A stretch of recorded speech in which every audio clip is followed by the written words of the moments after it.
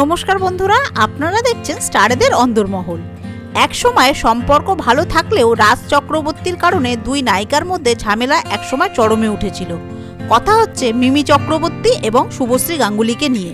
কিন্তু বর্তমানে তাদের সম্পর্কে যে কিছুটা উন্নতি হয়েছে তার আভাস তো মিলেছিল ইউভানের জন্মের সময়ই।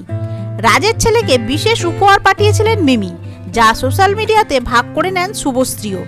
কিন্তু টেলিপাড়ায় বরাবরই কানাঘুষো ব্যক্তিগত সম্পর্কের সমীকরণ নাকি ঠিক নেই দুই নায়িকার মধ্যে।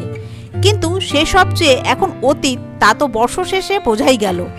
সত্য মুক্তি পেয়েছে রাজ চক্রবর্তী পরিচালিত এবং মিঠুন চক্রবর্তী, অনুসুয়া মজুমদার, ঋত্বিক চক্রবর্তী ও শুভশ্রী গাঙ্গুলি অভিনীত ছবি সন্তান। সেই ছবির স্পেশাল স্ক্রিনিংও ইতিমধ্যে হয়ে গিয়েছে। সেই উপলক্ষে ছবির প্রযোজক মহেন্দ্র সোনি একটা বড় পার্টির আয়োজন করেছিল। আর এই পার্টিতে একসঙ্গে দেখা মিলল মিমি শুভশ্রীর। এই দিন চুটিয়ে পার্টি করলেন দুজনকেই কালো পার্টির ড্রেসে দেখা গেল। একসঙ্গে পোজ দিয়ে হাসি মুখে ছবিও তুলেছেন, যা মুহূর্তে ছড়িয়ে পড়েছে নেট পাড়ায়। তবে কি বরফ গলল দুই নায়িকার মধ্যে? আগামী দিনও কি বড় পর্দায় একসঙ্গে দেখা যাবে মিমি শুভশ্রীকে? এইসবের উত্তর তো সময়ই দেবে। বন্ধুরা, তারকাদের বিষয় এইরকমই খুঁটিনাটি আরও তথ্য পেতে জুড়ে থাকবেন আমাদের চ্যানেলটির সাথে। ধন্যবাদ।